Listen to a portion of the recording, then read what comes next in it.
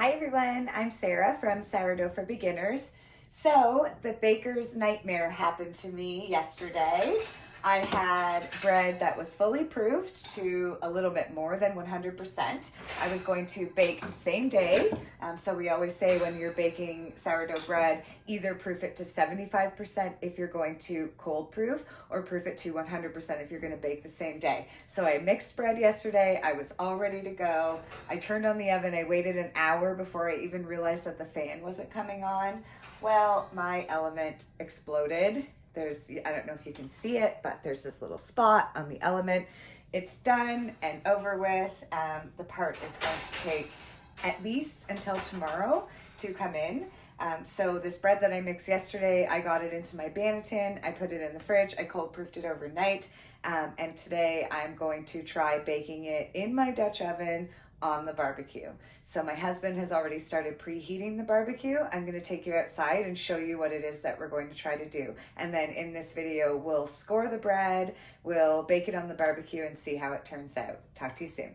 Okay, so here's what we're going to try and do today. We're going to try to control the heat of the Dutch oven at 450 degrees in the barbecue. Luckily, this barbecue has a little bit of a thermostat, and we also have a heat gun. So we're gonna just use the heat gun for the purpose of experimenting today to see what's happening. But I always bake my bread at 450 degrees the whole time. It's the max that my oven goes to.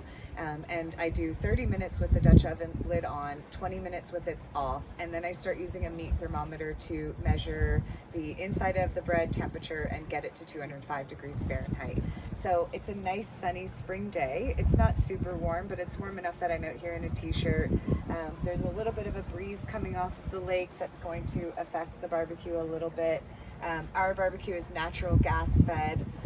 So what we're going to do is let this Dutch oven preheat for a while and see if we can stabilize the heat. And when it's time, I'm actually going to bring my sourdough right out here. I'm going to get this all cleaned off. And I'm going to score the dough right here on the side of the barbecue and then sling it right into the Dutch oven. So I'll show you in a minute what we've got happening here.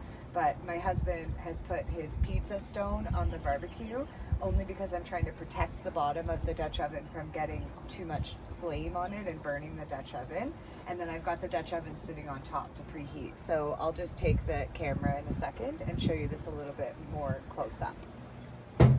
Okay, so here's a close-up of our setup, and we do need to clean the barbecue a little bit, but we do have a thermostat on this barbecue, so that's good. And we've got 3 burners, so we can try to control that heat. And like I said, I've put a pizza stone on the barbecue. This pizza stone's very well used. We cook, chicken and meat and pizza and all sorts of things on it. We use it a lot. So I got my husband to flip it over and put the clean side up.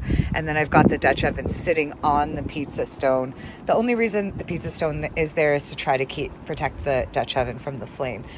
This is a natural gas fed barbecue, so I don't really have to worry about having enough fuel. So just over the next half hour, 45 minutes or an hour, my husband and I are just going to monitor the heat on the barbecue, see if we can adjust the controls and get the Dutch oven to the same sort of temperature that we're used to working with for the bread. So I think you can see by the lake and maybe here in the microphone, it's a little bit breezy today, but it's not that cold. So we shouldn't have too much trouble controlling the heat of the barbecue. So we're just gonna see how this goes. So when I asked my husband to help me with this and get the barbecue going, I didn't realize the barbecue was quite as dirty as it was. It's just the beginning of spring here in Ontario, Canada. So we are actually just starting to talk about doing all of our spring cleaning and getting the patio furniture out and everything else. So just while the barbecue is nice and warm and getting heated up, I'm just going to give it a nice quick little wipe down and clean.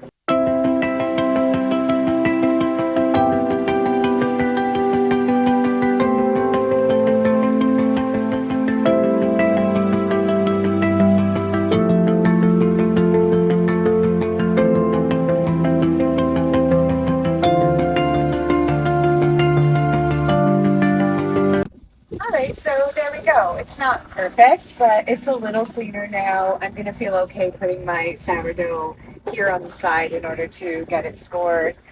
We'll have to do a big spring cleaning soon, but for now I think it's nice and clean. So we'll be back soon and we'll get the bread into the Dutch oven. Okay, so the idea is that I'm going to try to keep the barbecue at around 450.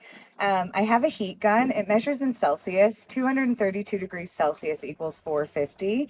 As soon as I get this thing to 232 degrees Celsius, I'm just going to put my bread in and see how this goes. So let's see what it's at right now.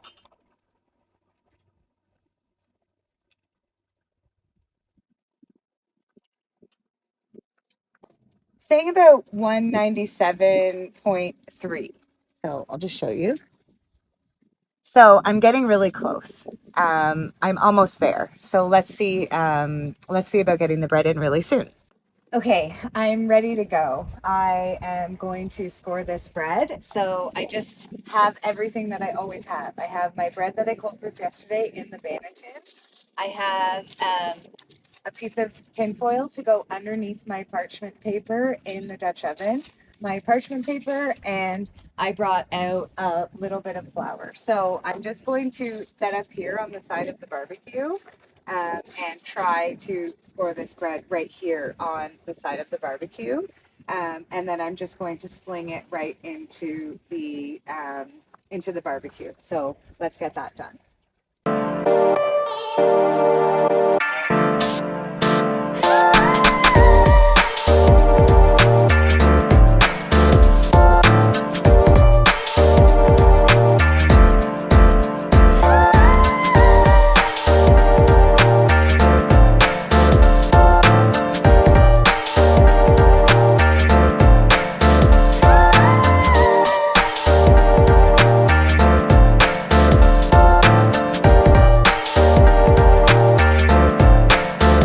So I got a decent, really simple score on my bread. So now I'm just going to get it into the Dutch oven. So let's do this.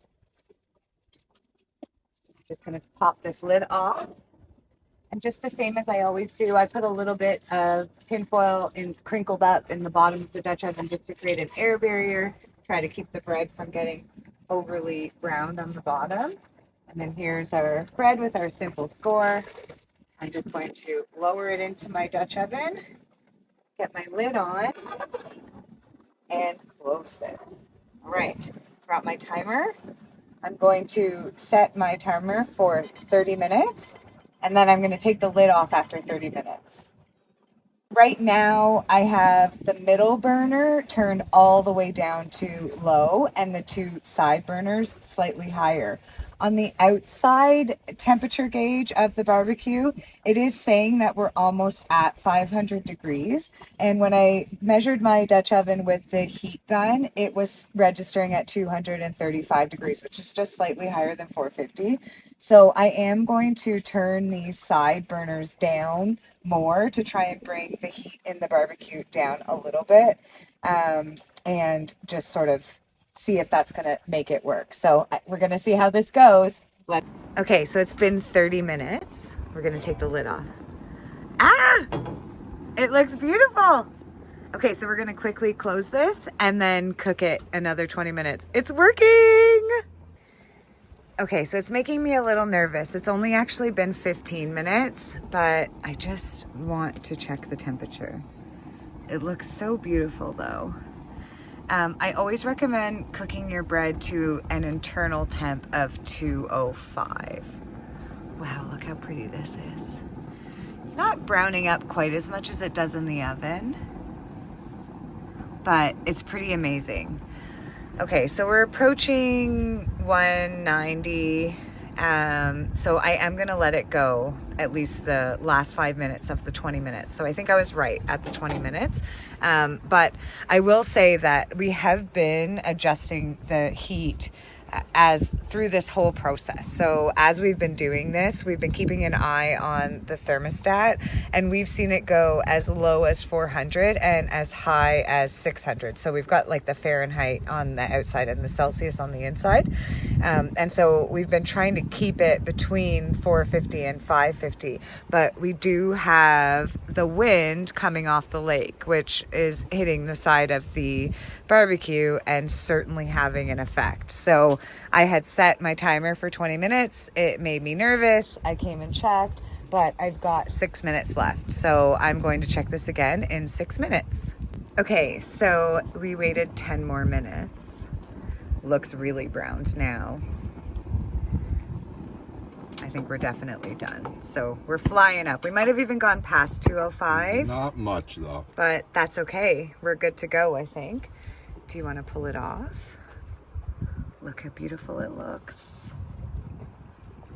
So neat.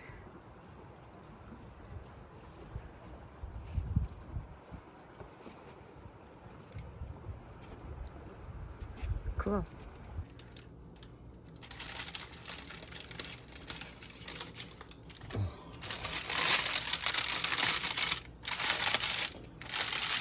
Barbecue bread. Amazing. We did it. Oh my gosh, look at those beautiful blisters. Our scores held. Wow. And the Dutch oven isn't damaged in any way because we had it on the pizza stone.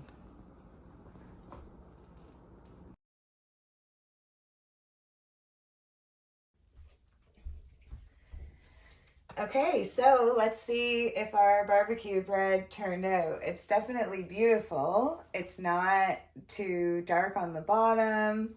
You know, it looks great. It's got amazing blisters on it.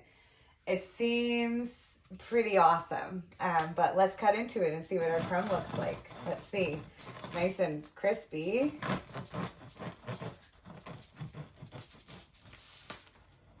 Oh, I can smell that it smells good already. Oh, it's almost perfect. One little air bubble, but I think I'm okay with that. Check it out. It's not like gummy or anything. It's amazing.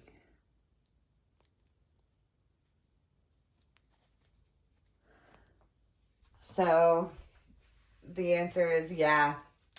You can definitely make sourdough on the barbecue.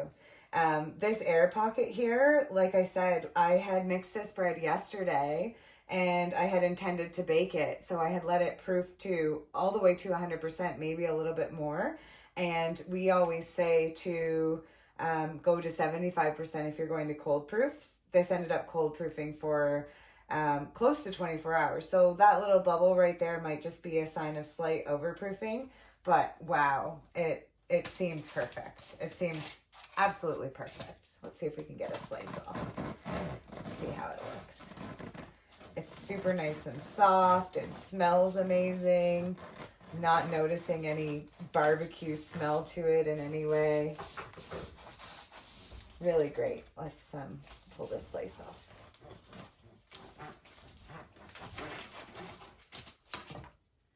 Looks awesome.